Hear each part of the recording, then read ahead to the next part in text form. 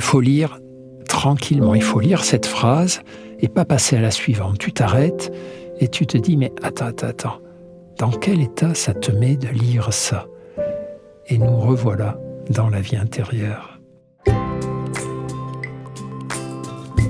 Bonjour les amis, c'est Anne Guéquière. Avant de plonger dans notre émission du jour, je voulais vous dire un immense merci du fond du cœur.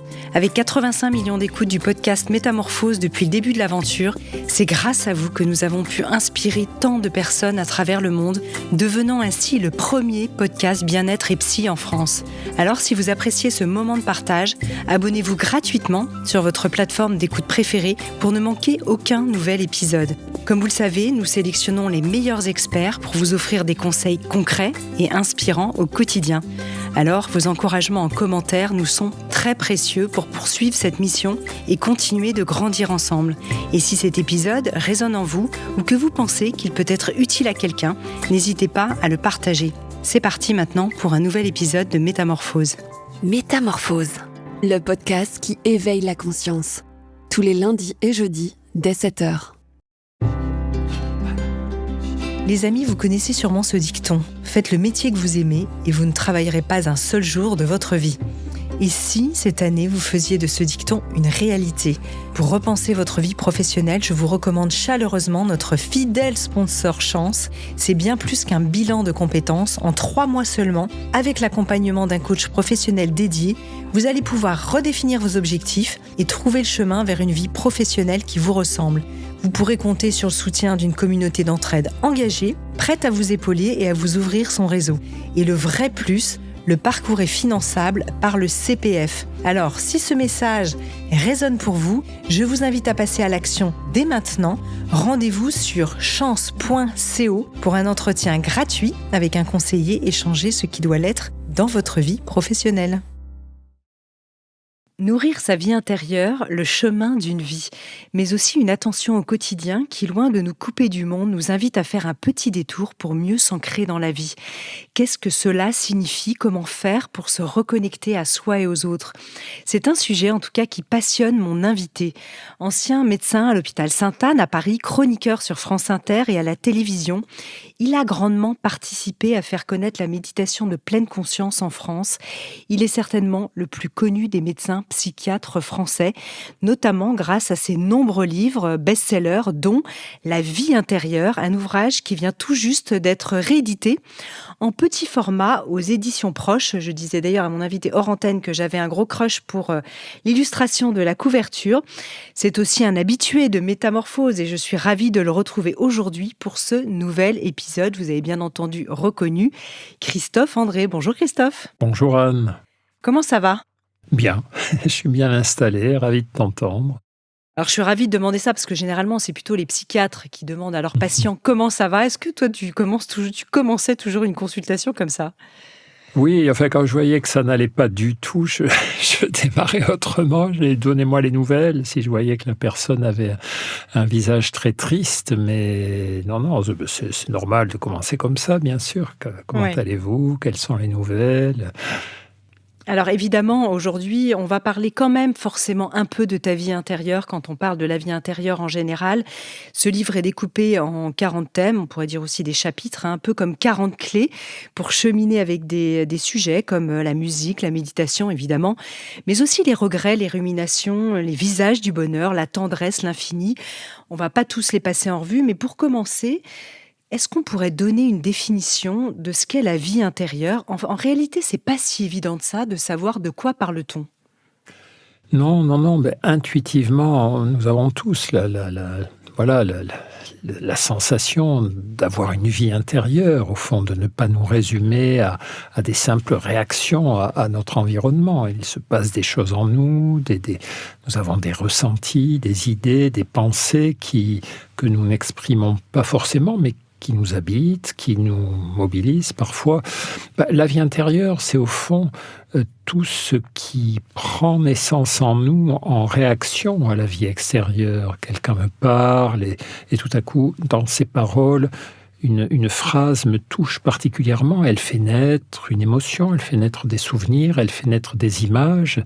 Et elle est là, notre vie intérieure. Elle est aussi quand nous regardons voler un oiseau, quand nous prenons le temps de déguster un verre de vin, quand nous regardons un feu de cheminée, toutes ces situations allument en nous un ensemble, un murmure confus où se mélangent des émotions, des souvenirs, des images, des espérances. Voilà, c'est tout ce petit murmure un peu flou au début, un peu confus, auquel on peut ne pas prêter attention, qui représente notre vie intérieure et qui est d'une importance immense finalement. Il y a des gens qui choisissent de ne pas prêter l'oreille à ce qui se passe en eux et qui sont tout tournés vers l'action, la distraction, vers l'extérieur d'eux-mêmes, qui est passionnant, c'est pas ce que je veux dire, mais c'est un peu une erreur. On s'ampute un peu de cette petite chambre d'écho que représente notre vie intérieure.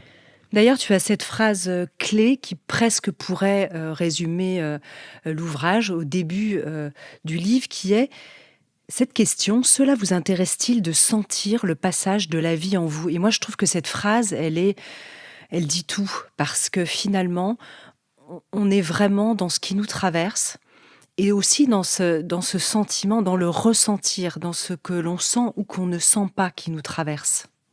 Oui, exactement. C'est-à-dire la vie intérieure, ça n'est pas une sorte de citadelle qui serait verrouillée, qui nous protégerait du monde environnant, mais c'est vraiment, une fois de plus, un lieu de passage qui est ouvert à toutes les influences. Il est simplement secret. On n'est pas obligé de traduire ce qui se passe dans notre vie intérieure, mais cette vie intérieure, ses limites sont très poreuses, elle absorbe, elle reçoit, elle héberge, elle accueille tout ce passage, comme tu le disais, de la vie.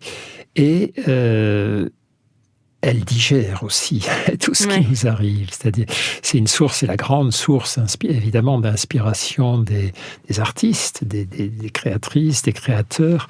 Et pour moi, c'est un mystère, finalement, que de voir qu'il y a parfois des gens que ça n'intéresse pas, qui n'y prêtent pas attention, qui sont des humains d'action, des hommes d'action, des femmes d'action, accordant le moins de temps possible à leur vie intérieure. Et ça ne les intéresse pas sans doute, mais ils passent un peu à côté de ce qu'ils sont en réalité. Je crois que notre vie intérieure, c'est notre identité au fond. D'ailleurs, toi aussi, le psychiatre, tu dois les voir, ces profils d'hyperactifs qui sont dans le faire et qui souvent ne peuvent pas forcément faire autrement, c'est-à-dire que c'est quand même une construction caractérielle qui peut cacher en fait des blessures sous-jacentes, certainement. Bien sûr, il y a dans une pièce de Jean Anouilh, il y a un personnage comme ça qui répond à un autre, il dit « Oui, je sais, vous allez me dire qu'il faut que je descende en moi-même, mais je suis descendu déjà en moi-même et j'ai rien trouvé, ça m'a fait très très peur. » Et évidemment, ces personnes quand même viennent assez peu consulter les psychiatres, psychothérapeutes, etc. Mais quand ils viennent, on est toujours étonné et frappé de voir que notre consultation, notre échange représente pratiquement le seul moment de la semaine ou du mois où ils se penchent en eux-mêmes. Et le reste du temps, ils évitent assez soigneusement de se dire arrête-toi et demande-toi qu'est-ce qui se passe en toi ou comment, plus précisément, comment tu es en train de vivre cet instant que tu traverse, parce que la vie intérieure, c'est vraiment aussi, c'est pas seulement se mettre à l'écart et ne rien faire et observer ce qui se passe en nous, mais c'est aussi, à travers chacun des actes du quotidien, voir dans quel état je les traverse, justement, qu'est-ce qu'ils engendrent en moi, quel est l'écho en moi de ce monde extérieur, et pour certaines personnes, c'est une fois de plus, enfin, on ne va pas passer l'émission à parler des gens qui fuient leur vie intérieure, mais c'est très frappant quand même de voir ces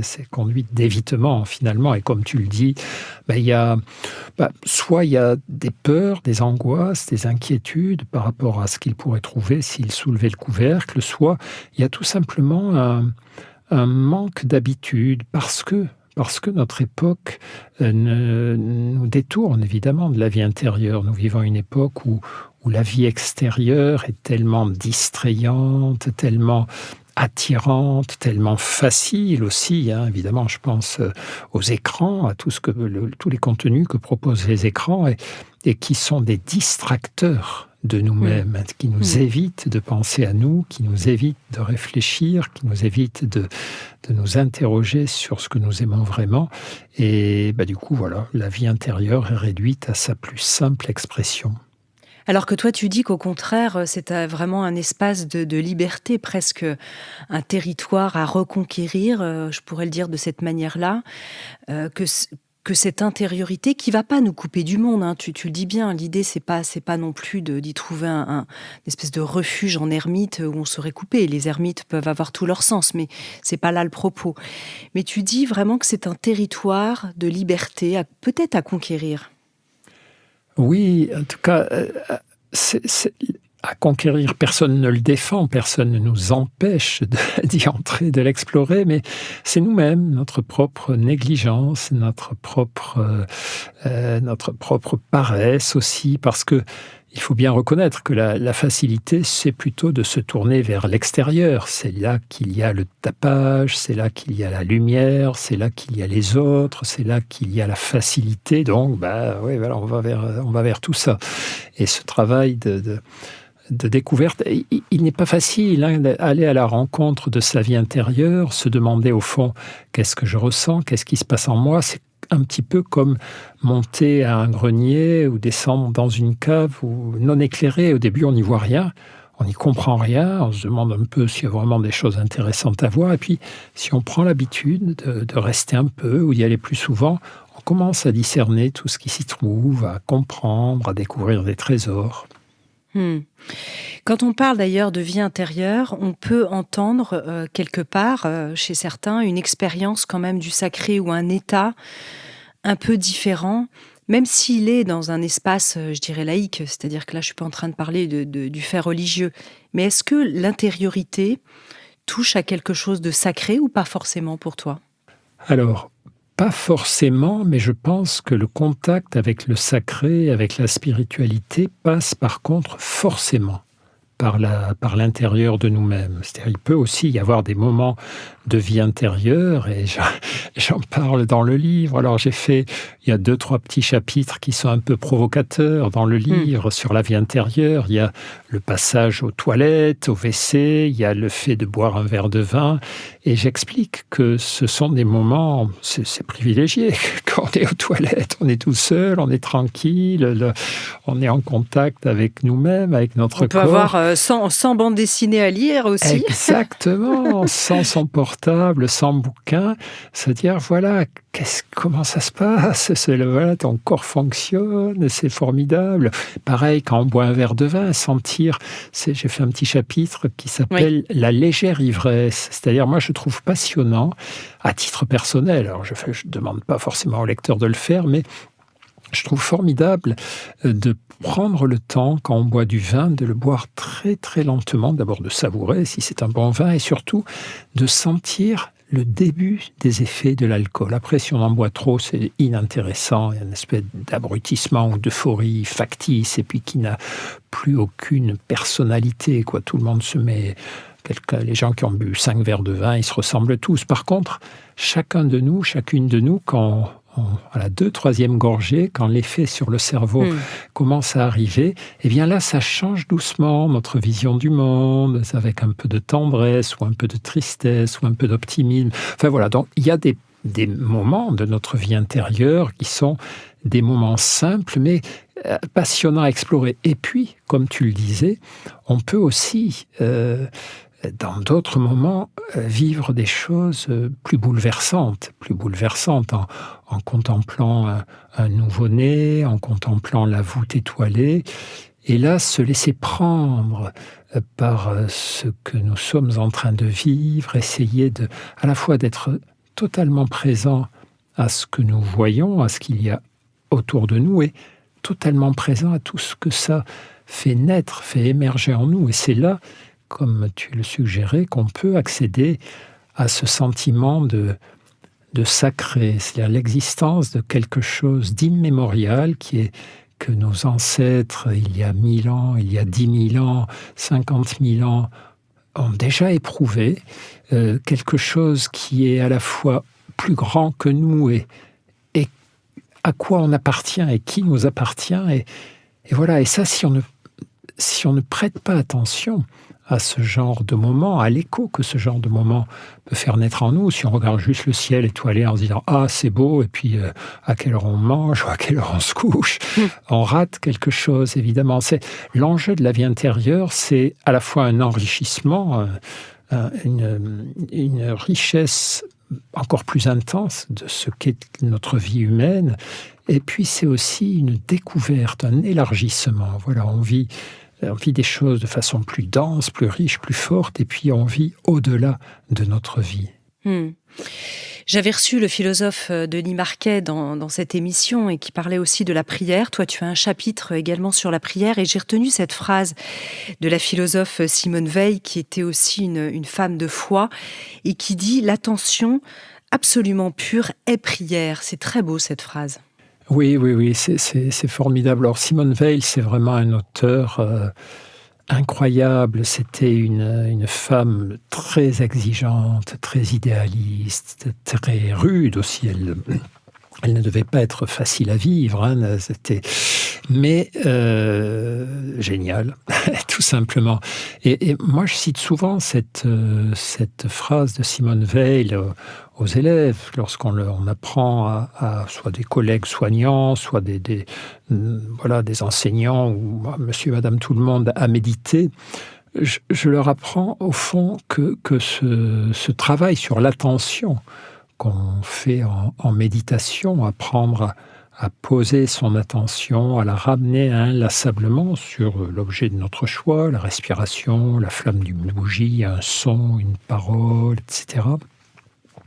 C'est quelque chose qui, peu à peu, va nous élever au-dessus de nous-mêmes, qui va nous mettre en contact de façon à la fois très très simple et très radicale avec une profondeur par exemple dans notre respiration. Quand tu prêtes attention à ta respiration pendant 5 minutes, 10 minutes, un quart d'heure, une demi-heure, quelque chose se passe qui devient différent. C'est un peu, tu sais, comme quand on répète un mot plusieurs fois de suite, au bout d'un moment, le mot commence à la fois à perdre son sens et puis à devenir plus grand que lui, à devenir une sorte de formule magique, qui va faire se produire des trucs bizarres. Le mur va s'ouvrir, le plafond va décoller, la maison va s'envoler, enfin, j'en sais rien, tout ce qu'on peut. Et c'est vrai que je crois qu'on ne peut pas bien prier.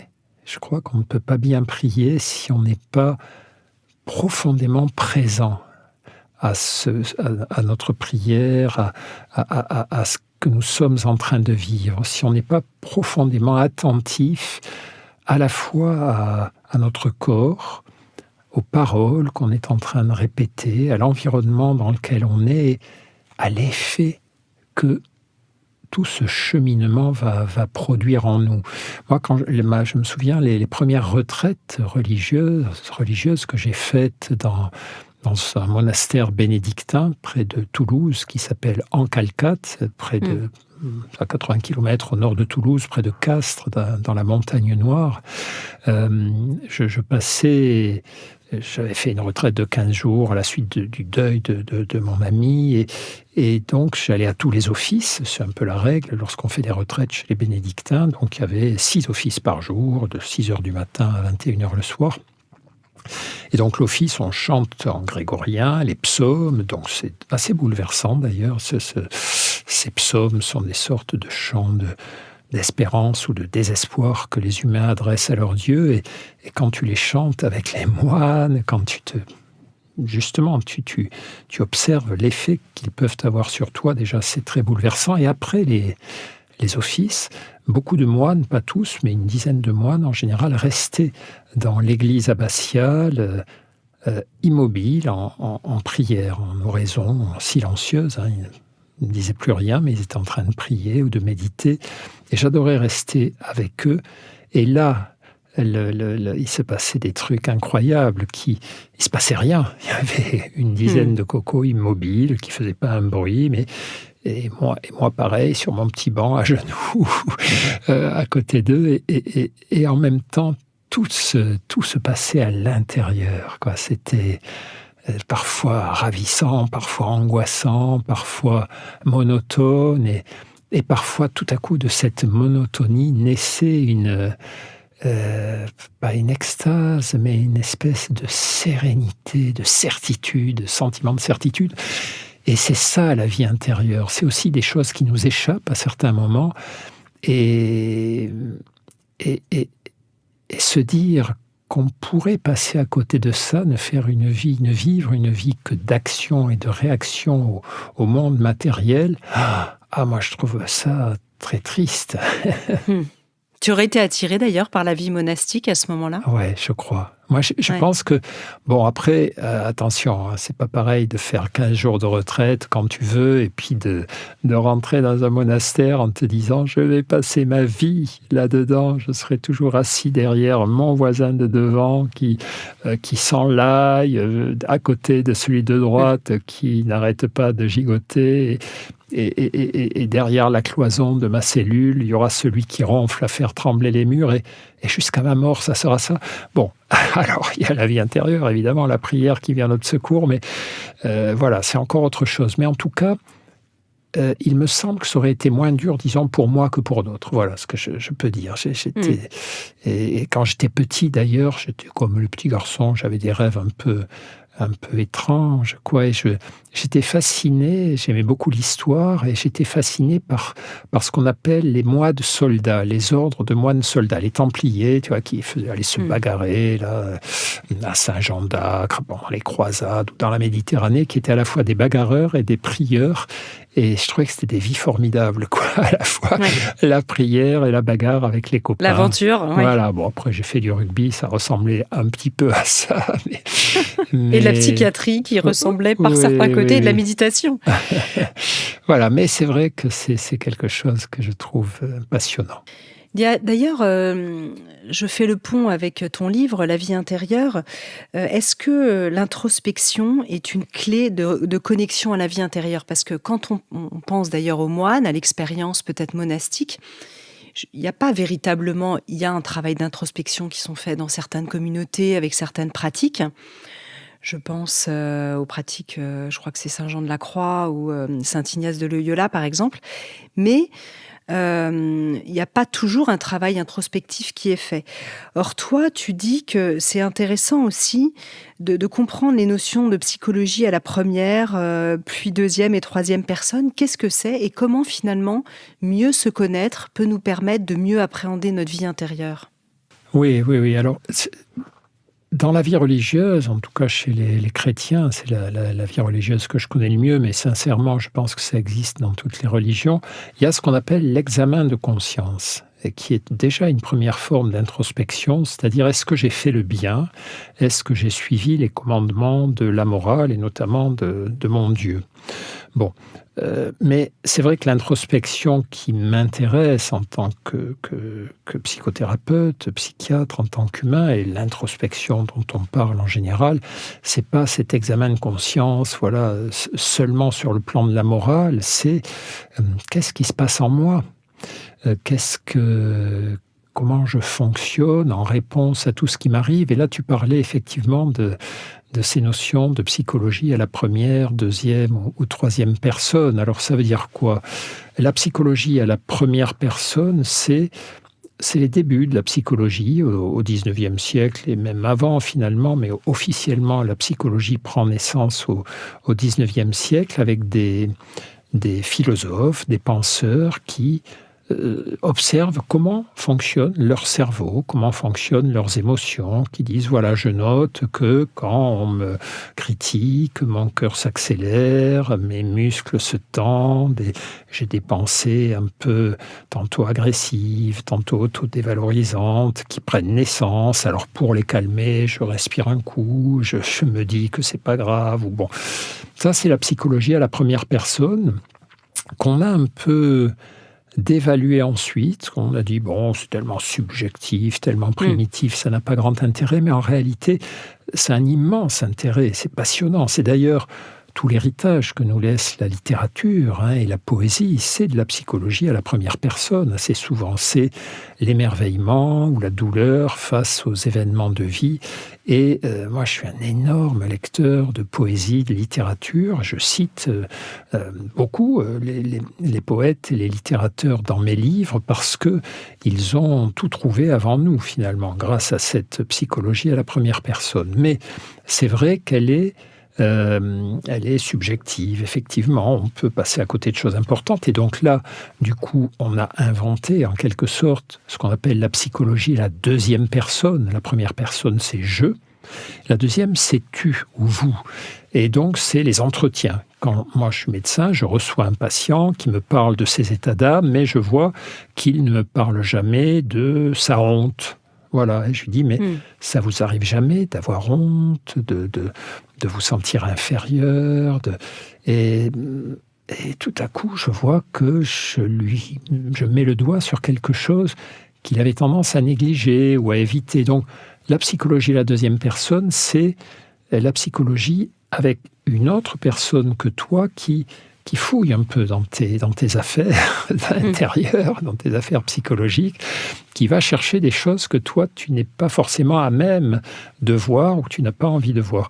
Et puis là, ce qu'on appelle la psychologie à la troisième personne, là, c'est carrément un observateur extérieur qui n'interagit pas avec toi, mais qui te regarde faire ou qui, aujourd'hui, regarde comment tu réponds à des tests ou qu'est-ce qui se passe dans ton cerveau en neuroimagerie. Donc, la psychologie peut se passer à ces trois niveaux, mais effectivement, par rapport à la vie intérieure, cette psychologie à la première personne, où c'est l'individu lui-même qui détaille un petit peu ce qu'il ressent, ce qu'il perçoit, c'est la plus précieuse. Et donc, ça s'appelle l'introspection, le fait de regarder en soi-même, de plonger son regard en soi-même, qui est accessible à tout le monde, mais qui nécessite un certain entraînement. Par exemple, qui se fait assez bien avec des choses, des efforts comme le journal intime, où régulièrement on fait l'effort, c'est un effort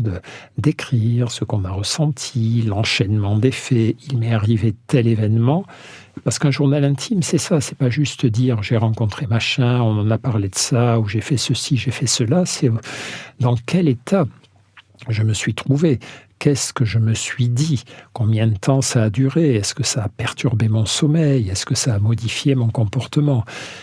Et ça, c'est passionnant. Et d'ailleurs, c'est tellement passionnant que certaines personnes en oublient de vivre. On a l'exemple historique le plus incroyable de cette psychologie à la première personne, c'est l'écrivain suisse Amiel, Henri Amiel, qui vivait au XIXe siècle, qui a écrit un journal intime de 20 tomes ou 40 tomes. Oui, c'est fou.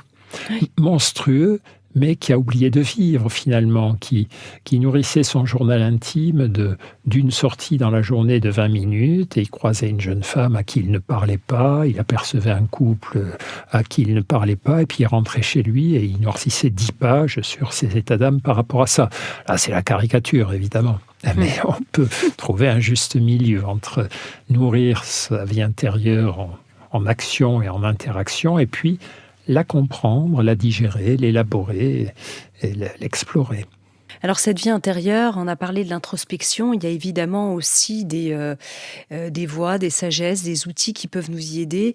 On pense de l'art et on pense notamment, tu l'as évoqué tout à l'heure, à la musique. Tu parlais, si on revient sur les moines, on sait que dans toutes les religions, et d'une manière générale, l'homme a toujours fait alliance avec les vibrations de la musique. Comment est-ce qu'elles peuvent... Je me souviens, on en avait d'ailleurs parlé, on avait enregistré un podcast public à l'occasion de la sortie de ton livre sur la consolation.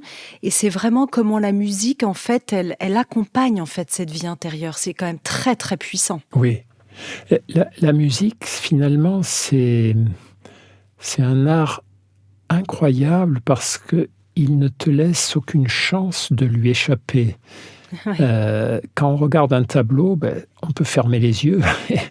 Une sculpture, on peut regarder ailleurs. Enfin, la musique, c'est comme si on te plongeait dans un bain et tu ne peux pas y échapper. Alors, Par contre, ce qu'on sait, c'est qu'il y a mille et une façons d'écouter la musique et de se rendre présent à elle. On peut écouter ça d'une oreille distraite, c'est la musique de fond. Il y a toujours un petit... on va chez un dentiste ou dans un magasin, il y a toujours une petite musique de fond, soit de musique classique, soit du jazz, soit ce qu'on appelle de la musique d'ascenseur, des musiques produites à la chaîne là, par des ordinateurs. Bon, voilà, ça c'est pas le plus passionnant, ça n'a pas beaucoup d'impact sur nous, sinon que ça peut nous agacer parfois. On préfère un vrai bon silence qu'une musique comme ça qui n'a pas de sens. Après, on peut faire une écoute un peu technicienne de la musique quand on est amateur, de jazz, de classique ou de quoi que ce soit. C'est assez agréable de faire une écoute musicale où on sent, on perçoit pourquoi cette musique a un impact émotionnel, parce que il y a les violons altos qui adoptent un certain rythme, comme ça. Écouter la musique de Bach d'un point de vue technique, voir comment toutes les lignes mélodiques s'enchevêtrent, reviennent très régulièrement. Voilà, c'est assez passionnant. Et puis, évidemment, il y a l'écoute à laquelle on préfère en général s'abandonner les uns et les autres, c'est écouter la musique en observant ce qu'elle fait naître en nous, les images, les émotions, les sensations. C'est très précieux. Moi, par exemple, comme pas mal de gens, je suis sensible émotionnellement. Alors, ma femme me dit que je suis hypersensible. Bon, moi, je trouve qu'il y a trop de...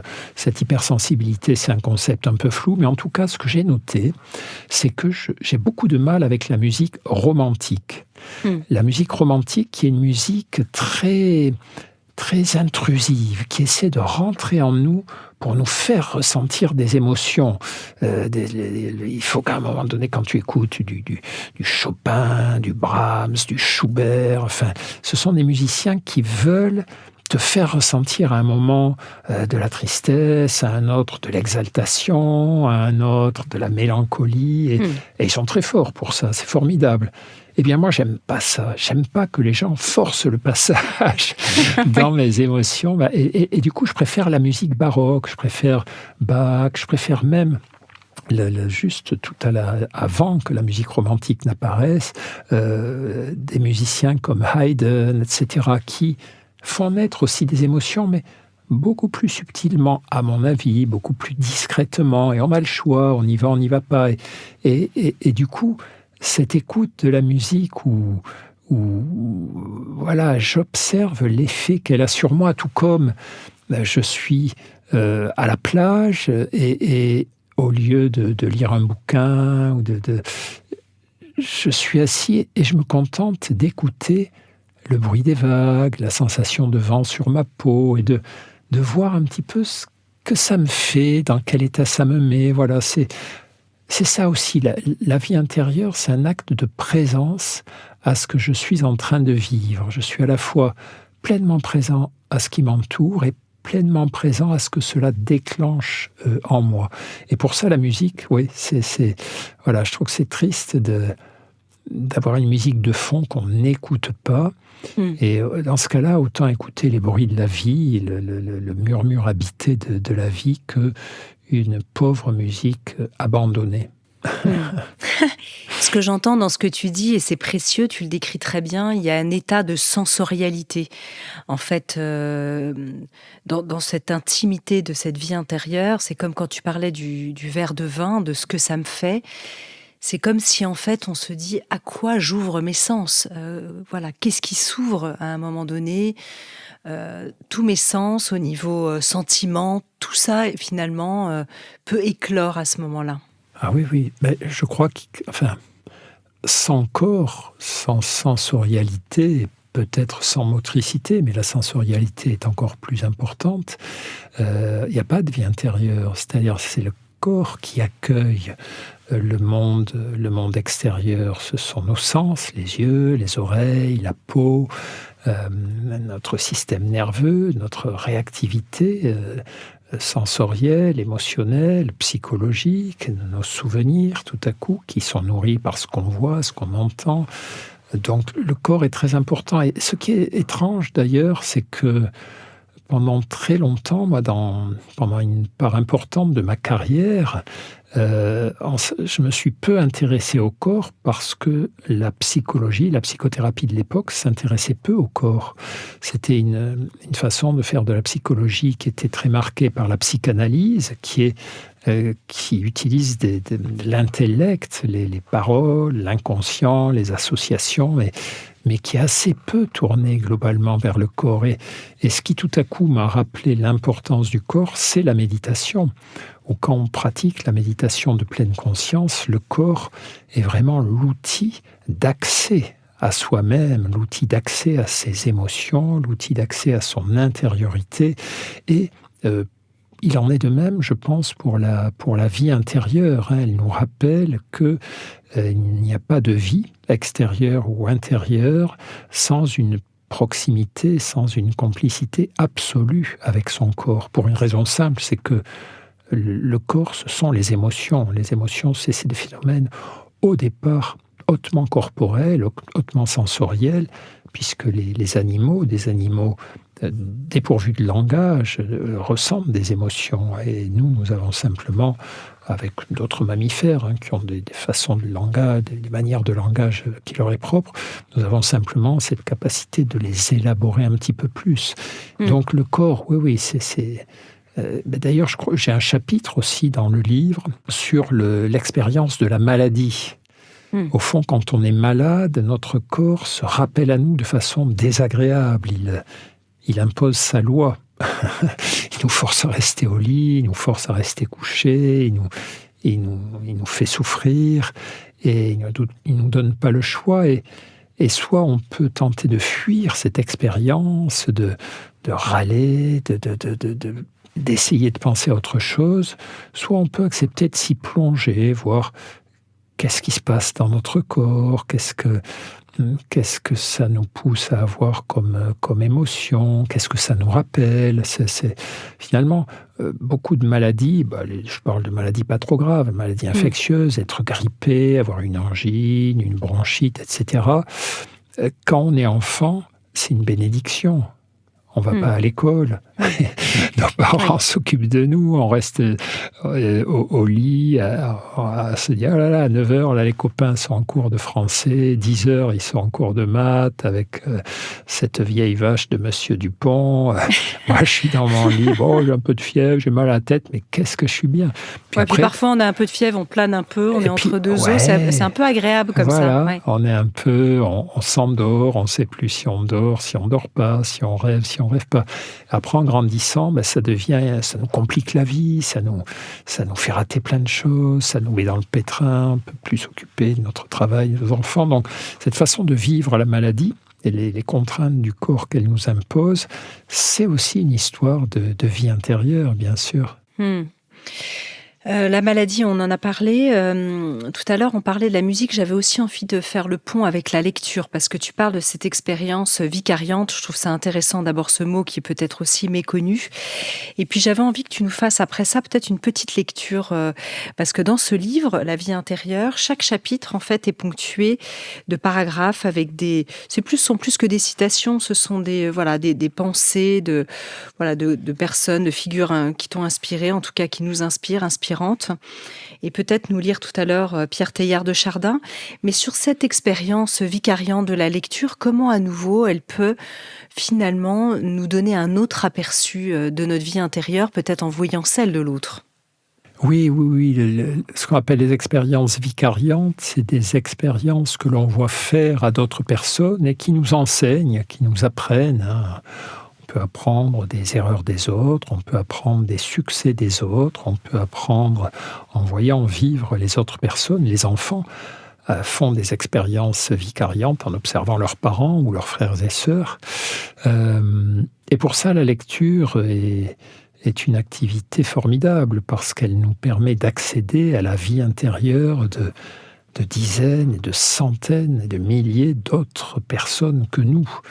Et d'ailleurs, c'est pour ça que plusieurs études montraient que les grandes lectrices et les grands lecteurs de romans, notamment, ou de poésie, mais ça a surtout été fait pour les romans, ont des capacités d'empathie d'intuition améliorée par justement la lecture de romans ou de récits ou de poésie, parce que ça élargit leur connaissance de la vie intérieure des humains en général. Ils découvrent d'autres façons de réagir que la leur, ou au contraire, les mêmes façons que la leur de réagir, mais avec des mots différents ou avec une finesse accrue. On a tous connu ça, quand on lit un livre, parfois des espèces de moments de jubilation, de se dire c'est exactement ce que je ressens dans ces moments, mais c'est mieux dit que ce que je n'aurais été capable de le dire. Et donc, au fond, le talent des grands auteurs, des grandes autrices, c'est de mettre des mots extrêmement précis sur des mouvements de vie intérieure qui restaient un peu confus à nos yeux. Donc, oui, la lecture est d'abord, c'est une expérience de vie intérieure brute. Une fois de plus, c'est comme la musique. Dans quel état me met la lecture de tel ou tel bouquin ? Est-ce que ça me fait jubiler ? Est-ce que ça m'attriste ? Est-ce que ça me pousse vers la vie ? Par exemple, moi personnellement, quand je lis Cioran, qui est un auteur assez sombre quand même, qui dit des choses assez dures sur la condition humaine, ou quand je lis La Rochefoucauld, qui fonctionne sur le même registre, c'est des moralistes qui montrent les côtés sombres de l'âme humaine, dans un premier temps, ça me désole, et puis ça déclenche, je vois bien que ça déclenche en moi tout un tas de réactions, ça active ma vie intérieure, je me dis, mais voilà, et au fond, c'est pas... Peut-être qu'il ne veut pas me désoler, peut-être qu'il veut juste me secouer pour que j'ouvre les yeux sur la nécessité de ne pas faire ça, de ne pas voir les choses comme ça. Peut-être qu'il fait un travail où il déblaye les illusions toxiques, les croyances inutiles. Et au fond, ce travail de balayage, de nettoyage va me faire du bien, mais ça me force à réfléchir sur moi-même, à activer ma propre vie intérieure. Et ce genre de lecture, évidemment, ça va bien au-delà de la lecture pour nous distraire ou pour nous changer les idées, qui est légitime aussi. Je ne suis pas en train d'expliquer qu'il faut faire de chacun de nos gestes ou de nos moments de vie une expérience de vie intérieure. Ce serait épuisant. Voilà. Il y a des moments, c'est bien de vivre de manière légère et écervelée, de pas trop réfléchir, on fonce, on rigole, on fait n'importe quoi, on se met la musique en bruit de fond, on boit 3 verres de vin en faisant des grosses blagues stupides avec ses copains. Ça aussi, c'est bien. Ça aussi, c'est la vie. Mais si ça n'est que ça, on manque des trucs. Alors d'ailleurs, quand tu décris ces auteurs, je pense à ton cher ami aussi, Christian Bobin. On sait que beaucoup de personnes se retrouvaient dans ces mots parce qu'il arrivait à mettre en mots, mettre en musique, la musique des mots, qui s'appelle quand même la poésie. C'est indicible, c'est innommable parfois. Ouais, c'est vraiment Bobin, je pense que c'est le grand poète du XXe et du début du XXIe. Qu'au début, beaucoup de gens n'ont rien compris. Ils se sont focalisés sur ce qui ressemblait à de la naïveté, de la préciosité, ils ont pris sa simplicité pour une limitation de son intelligence, alors que c'était un type extrêmement brillant, très exigeant, très dur aussi avec notre société, très tendre avec l'espèce humaine, avec ses semblables. Et oui, c'est un grand poète, c'est un poète en prose, mais la poésie, c'est pas forcément les vers, c'est pas forcément la rime. Il y a des poésies qui riment et qui sont des très mauvaises poésies, et des poésies qui ne riment pas et qui sont des grandes poésies. La poésie, c'est l'alliance de quelque chose qui est musical, ça peut être une phrase en prose, de quelque chose qui est beau, de quelque chose qui est vrai, qui touche à la vérité de la condition humaine, et quelque chose qui nous émeut au sens... Une émotion, c'est quelque chose qui vient de l'extérieur et qui nous fait bouger. C'est motion, locomotion, émotion. Et voilà, Christian Bobin, il cumulait toutes ces qualités dans sa poésie. Ça nous remuait. Elle nous remue d'ailleurs toujours, même s'il n'en écrit plus, mais il nous a laissé heureusement des tas de choses formidables qui continuent de nous remuer, mais en douceur, l'air de rien, des trucs tout simples comme ça. Et moi, j'en ai des milliards de phrases. Par exemple, là, je ne sais pas pourquoi, en parlant avec toi de Bobin, je me souviens d'une toute petite scène qu'il décrit. Et alors, je ne sais plus les mots exacts, mais il dit en gros, je regarde une fourmi qui traverse ma terrasse. Je suis assis au soleil, je regarde cette petite fourmi qui traverse ma terrasse sans rien faire d'autre. Et je pense aux esclaves milliardaires de Wall Street. Voilà, c'est Bobin. C'est-à-dire, il faut rien, tranquille, chez lui. Ça va faire 2 heures qu'il est sur sa terrasse à écouter les oiseaux, à regarder passer les nuages. Puis il voit cette fourmi toute vaillante qui avance. Et tout à coup, il pense aux esclaves milliardaires de Wall Street, aux gars en costard, qui travaillent comme des malades, qui ont des fortunes, des maisons 1000 fois plus belles que la sienne, etc. Et il a de la peine pour eux. Et il se sent pleinement heureux. Et c'est ça la poésie de Bobin. C'est-à-dire, il dit, en quelques phrases, il dit pas grand-chose, mais ça te met une sorte de coup de poing à l'estomac.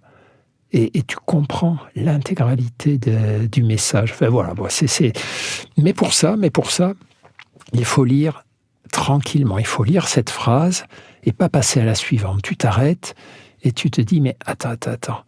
Dans quel état ça te met de lire ça ? Et nous revoilà dans la vie intérieure. C'est ça. Alors du coup, je change un peu d'idée. Est-ce que tu as envie de nous lire un petit texte de Bobin, page 169 de ton ouvrage, au chapitre « L'interdépendance ». Tiens, on avait parlé de Teilhard de Chardin, mais là, tu parles tellement si bien de Bobin qu'on avait envie de l'entendre à nouveau. Oui. Non, pardon, Teilhard. Non, mais c'est très bien, Bobin aussi. Ah, j'adore. Je le lis ? Vas-y. Les orgueilleux m'ont appris l'humilité. Les impatients m'ont appris la lenteur. Les pervers m'ont appris la droiture.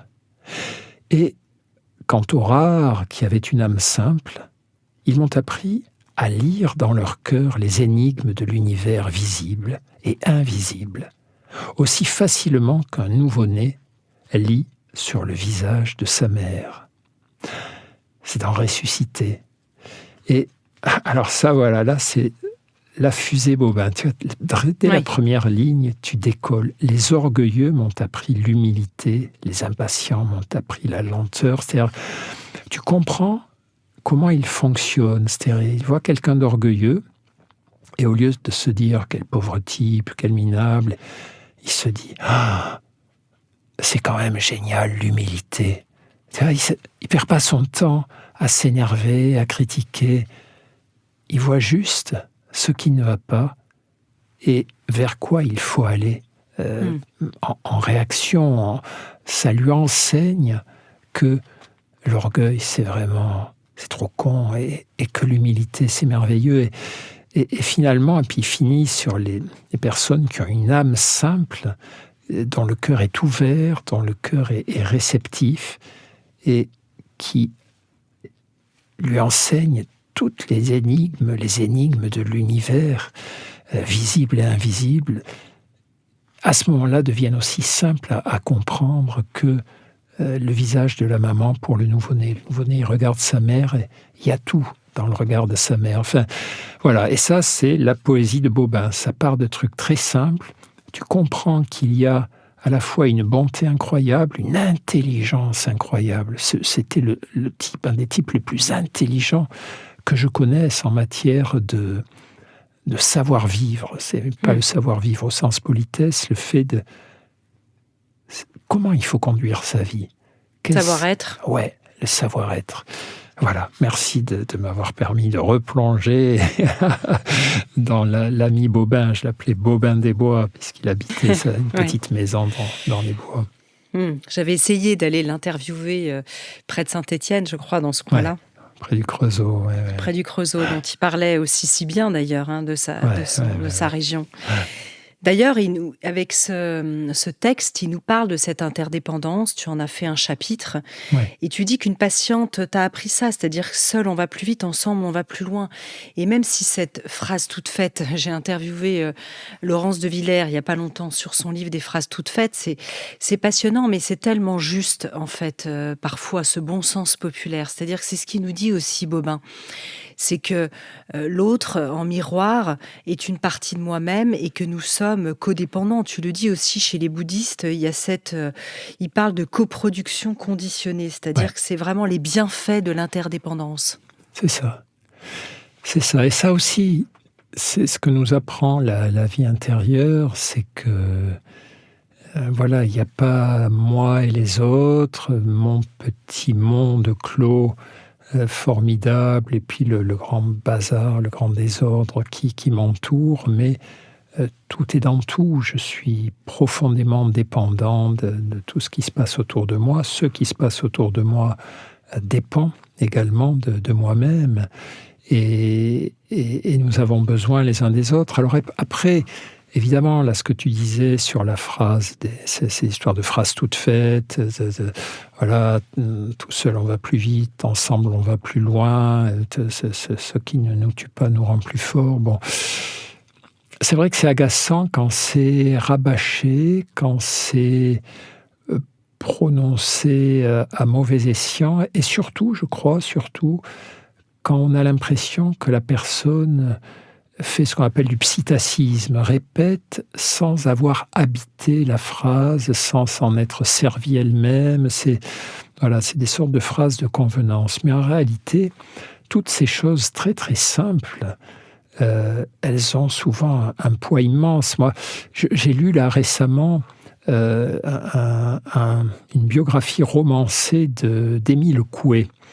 Ah oui, qui a été un grand succès. Là. Ouais, par un auteur que je ne connaissais pas, qui s'appelle Étienne Kern. Oui. Et j'ai oublié le titre du livre, il y a bonheur dedans. Enfin, oui, je l'ai écouté à la grande librairie, effectivement. Ouais. Et c'est bouleversant parce qu'on voit... Alors cette méthode Coué, qui paraît niaiseuse, se répéter des choses auxquelles on adhère tous les jours, à tout point de vue, je vais de mieux en mieux, etc. Bon...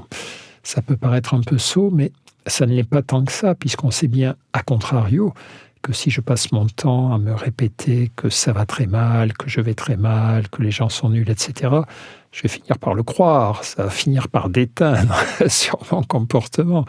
Donc on peut facilement imaginer que l'inverse soit vrai. Mais ce que je veux dire, c'est que dans ce livre, qui fait un portrait assez juste et assez émouvant du personnage que fut Émile Coué, il y a une phrase très très belle alors c'est pas Émile Coué qui l'a prononcée, c'est l'auteur qui l'imagine un petit peu dans sa bouche. Il dit « Nous sommes la somme de nos amours. Nous sommes la somme de nos amours. » Et au fond, un être humain, il peut se définir de mille et une façons, mais il y a une façon pas si fausse de dire, au fond, je suis l'addition de tous les amours que j'ai reçus et que j'ai donnés. Si tu veux savoir qui je suis, eh bien, fais le compte de toutes les personnes que j'ai aimées, toutes les personnes qui m'ont aimé, comment nous nous sommes aimés les uns les autres, ce que ça nous a donné. Et je crois qu'on n'est pas si loin du compte. Et voilà, c'est ça l'interdépendance. C'est-à-dire que je suis construit, peut-être les gens négatifs pourraient dire je suis aussi la somme de toutes mes violences, celles que j'ai émises et celles que j'ai reçues, mais je crois davantage à la vérité de cette équation, de cette addition. Je suis la somme de mes amours. Ouais, c'est beau, cette phrase. C'est beau. C'est très beau, très touchant. J'avais un ami psychiatre, justement, aussi, qui parlait de ce panthéon des gens que nous avons aimés, que nous aimons, qui nous habitent comme ça. Il parlait d'un panthéon intérieur. J'aimais bien cette image aussi, le panthéon, tu vois, qui rejoint là ce que tu dis. Oui. Quand on parle de vie intérieure, tu parlais tout à l'heure de la honte. Évidemment, il y a tout ça aussi qui vient dedans. Il y a nos regrets, il y a les ruminations, il y a tout ce tout ce qu'on n'arrive pas à accepter, tout ce qu'on aimerait accueillir, mais qui passe pas. J'ai interviewé aussi le psychiatre que tu connais peut-être, Jean-Christophe Seznec, qui est aussi clown, voilà, et qui parlait de comment est-ce qu'on peut défusionner en fait dans notre vie intérieure avec toutes ces pensées. Bon, ça c'est aussi ton grand dada, mais forcément dans la vie intérieure, il y a ça qui vient avec. Et on sait que les pensées négatives, les ruminations, sont plus présentes que les pensées de plaisir ou que ce panthéon ou cette vision d'amour qui nous habite. Oui, je ne sais pas si elles sont plus présentes, ça dépend des moments de notre vie. En tout cas, elles sont toujours présentes, c'est sûr, à des proportions diverses, avec des forces sombres qu'elles exercent sur nous, qui peuvent varier. Mais elles font partie, oui, et c'est vrai que j'ai plutôt tendance à parler des aspects lumineux de la vie intérieure, mais aller à la rencontre de sa vie intérieure, c'est aussi aller à la rencontre des souffrances, des douleurs, des monstres qu'il y a dans les placards de notre passé. Et c'est ne pas se débiner, là aussi. C'est vrai qu'un certain nombre de personnes peuvent avoir tendance à fuir leur vie intérieure parce que ça leur provoque trop de souffrance. Chaque fois qu'il y a eu des grandes blessures, voire des traumatismes qui rendent presque impossible le fait de se retourner vers nos souvenirs douloureux, eh bien, on va préférer les fuir. Et ça fait aussi partie du boulot d'accepter, effectivement, de descendre en soi, d'aller à la rencontre de ces hontes, de ces peurs, de ces tristesses, de ce désespoir, pour pouvoir les traverser. C'est aussi un des enseignements de la méditation. Il y a je ne sais plus quel maître oriental, ou c'est peut-être John Kabat-Zinn qui me disait un jour, voilà, tu ne peux pas quitter un endroit où tu n'as jamais accepté d'arriver. Tu ne peux pas quitter un village si tu n'es jamais arrivé dans ce village. Et c'est pareil pour tes souffrances. Tu ne peux pas te débarrasser d'une souffrance si tu n'as pas accepté d'y rentrer, si tu veux passer ton temps à la tenir à distance. Et donc, il y a aussi cette partie de la vie intérieure qui est consacrée finalement à rentrer en contact avec tout ce qui est bancal, tout ce qui est souffreteux, tout ce qui est douloureux, à ne pas se laisser aspirer, anéantir, absorber totalement, ne pas se résumer à ça, et l'héberger sans se rétracter. Ce qu'on sait malheureusement en psychologie cognitive notamment, c'est que la souffrance est un aimant attentionnel, tend à rétracter toutes nos capacités attentionnelles sur ce qui ne va pas, et on ne voit plus tout le reste. C'est le mécanisme qu'on retrouve chez les dépressifs, où toute leur attention se focalise sur les problèmes de leur vie. Et les dépressifs, ils ne délirent pas, ils n'inventent pas, comme on peut le faire quand on délire, des problèmes imaginaires. La plupart du temps, les problèmes sur lesquels ils se focalisent sont réels, même si ils les amplifient, ils en anticipent la portée, mais quand même, le point de départ est réel. Et le drame, c'est que leur attention est repliée sur les problèmes et du coup, n'est pas suffisamment ouverte vers tout ce qui reste de beau dans leur vie, les ressources, les soutiens, les bonnes choses, les forces intérieures dont ils disposent. Et ce travail aussi de la vie intérieure, c'est assez souvent un travail de lucidité, de se dire non, là tu n'es pas honnête, tu n'es pas juste avec toi-même, tu te focalises sur ce qui ne va pas, et c'est important de voir ce qui ne va pas, tes fautes, tes erreurs, tes limites, mais pour être totalement honnête, tu dois ouvrir encore ton attention à ce qui va, à ce qui te reste, à ce qui va pouvoir t'aider. Et parfois, quand on va mal, on est de mauvaise foi, on est fourbe avec nous-mêmes, avec les autres. C'est comme si on voulait aller encore plus mal pour se convaincre que c'est légitime. Et donc, c'est vrai que ce boulot de vie intérieure, il est important aussi, ce travail d'affrontement de ce qui ne va pas et et d'exigence vis-à-vis de soi-même pour se dire, prends Il y a plein de choses qui vont mal dans ta vie, il y a plein de choses qui sont foireuses en toi. N'aie pas peur de les affronter, mais n'en rajoute pas non plus, c'est pas la peine. Oui. Tu as déjà assez de boulot avec ce qui ne va pas pour de vrai. Ne t'en rajoute pas avec ton blabla amplificateur là, de victimaire, etc., etc. Oui, c'est intéressant parce qu'il y a ces deux mouvements, tu en parles dans l'examen de conscience. On peut se poser des questions comme: ai-je tout fait pour atteindre mes idéaux? Ai-je rendu heureux ou est-ce que j'ai fait souffrir, etc. Et en même temps, tu dis, en évitant deux écueils, celui de l'auto-persécution, rigoriste, genre tu dois être parfait, et celui de l'autocomplaisance laxiste, c'est-à-dire, voilà. Avec cette idée aussi de se foutre la paix, mais qui peut partir vers je fais tout et n'importe quoi. Donc, c'est toujours cette brèche, en fait, cette fine ligne. On est ombre et lumière, incarnés comme ça, nous, les humains. Voilà, de prendre quand même ce recul, d'être un peu en mode un peu drone, de se regarder, de prendre de la distance et en même temps, voilà, c'est pas évident. C'est aussi, je pense... toi, tu l'as beaucoup enseigné à travers la méditation. Il y a quand même un entraînement de l'esprit qui nous permet de faire ça de plus en plus facilement. Oui. C'est comme beaucoup de choses dans notre vie. Il y a à la fois les principes de la démarche sont très simples. Les principes de la méditation, c'est très très simple. Je me pose, je m'immobilise, je ferme les yeux éventuellement, mais c'est même pas obligatoire, et je me rends présent à tout ce qui est là, en essayant de mon mieux de ne pas avoir d'attente, de ne pas juger, et de juste prendre tout ce qui arrive et de le considérer tranquillement. Voilà.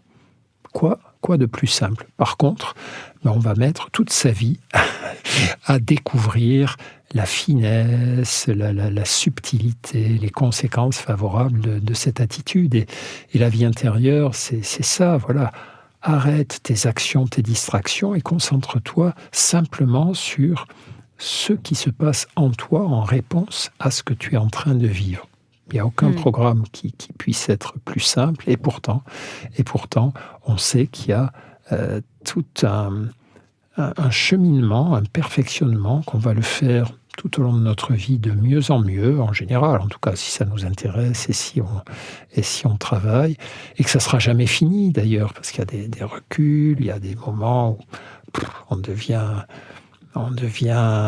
paresseux, on ne le fait plus, on le fait mal, ou on a envie de se plaindre, on a envie de faire mal aux autres, on en a marre de réfléchir sur soi. Bon, tout ça fait partie aussi du chemin, mais bon, on y reviendra un peu plus tard et on s'apercevra qu'on aura quand même progressé. Mais je trouve qu'il n'y a rien de plus intéressant dans la vie que de se voir changer, que de se dire là aujourd'hui, il y a des trucs que je ne vis pas du tout comme je les aurais vécus il y a 1 an, il y a 5 ans, et c'est dû à tel ou tel effort, à telle ou telle rencontre, ou telle lecture, et ça c'est vraiment intéressant. C'est une vraie histoire qui s'écrit, c'est notre histoire qui s'écrit sous nos yeux, et on est l'auteur, le scénariste, l'acteur en même temps.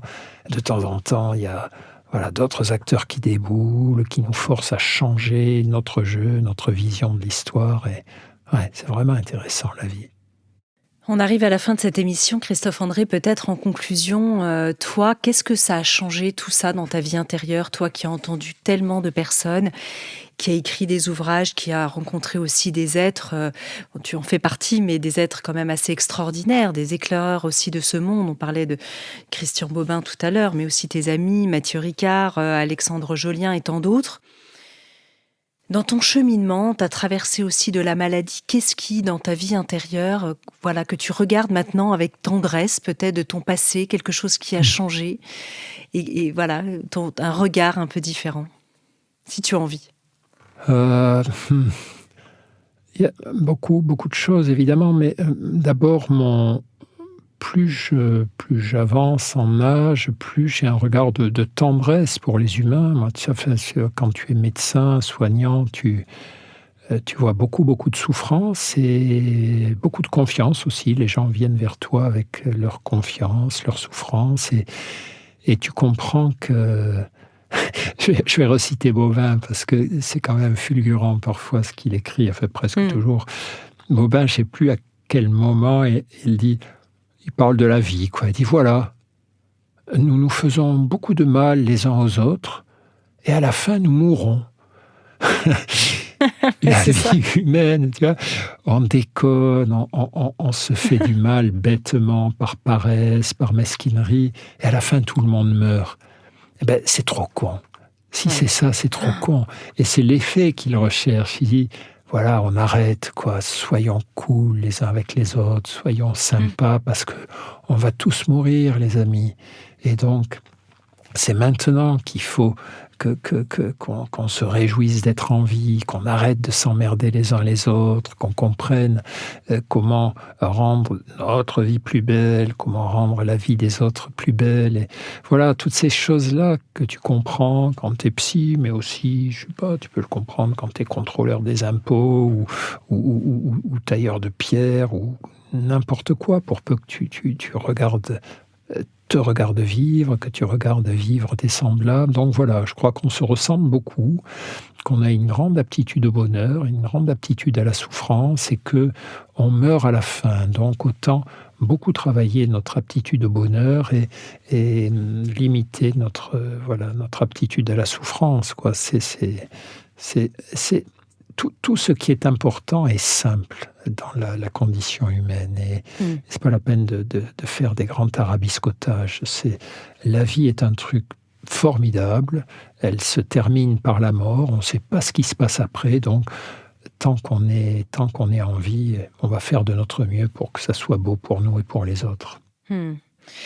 Bah écoute, je crois qu'on ne peut pas mieux faire comme conclusion. Merci infiniment, en tout cas, Christophe André, d'être venu une nouvelle fois faire un tour au micro de Métamorphose. Je rappelle le titre de ton livre, La vie intérieure, qui vient d'être republié dans une version de sac à main, de sac, en collection aux éditions Proche, non pas Poche, mais Proche, avec cette très jolie couverture de l'artiste Lilywood. Je crois qu'elle s'appelle comme ça. Oui, absolument. Voilà, Lilywood. La vie intérieure, merci beaucoup. C'était notre 7e ou 8e émission, je crois. Donc, si vous voulez retrouver d'autres émissions qu'on a pu enregistrer avec Christophe André, on a parlé évidemment de la consolation qu'on avait enregistrée en public. Et puis, le tout dernier, je crois, c'était sur l'estime de soi, une respiration de l'esprit. Et puis, le tout premier, c'était l'épisode 8 de Métamorphose. C'était vivre sa liberté intérieure. Et aujourd'hui, on en est, je crois, à plus de 500 épisodes de Métamorphose. Donc, en tout cas, merci infiniment pour ta confiance, de nous avoir inspirés. Et puis, évidemment, on se quitte avec une pensée pour Bobin des Bois, quand même, dont on a beaucoup parlé. Absolument. Merci beaucoup, Anne. Merci, Christophe. Si vous avez aimé ce podcast, n'hésitez pas à lui donner 5 étoiles sur Apple Podcast et surtout abonnez-vous pour ne manquer aucun épisode. Découvrez mes invités en avant-première sur Instagram à l'adresse Métamorphose Podcast et abonnez-vous aussi gratuitement dès maintenant à la newsletter Métamorphose pour être au courant de nos conférences, ateliers et de nos dernières actualités. Pour ça, rendez-vous sur notre nouveau site www.métamorphosepodcast.com. Métamorphose, le podcast qui éveille la conscience. Tous les lundis et jeudis dès 7h.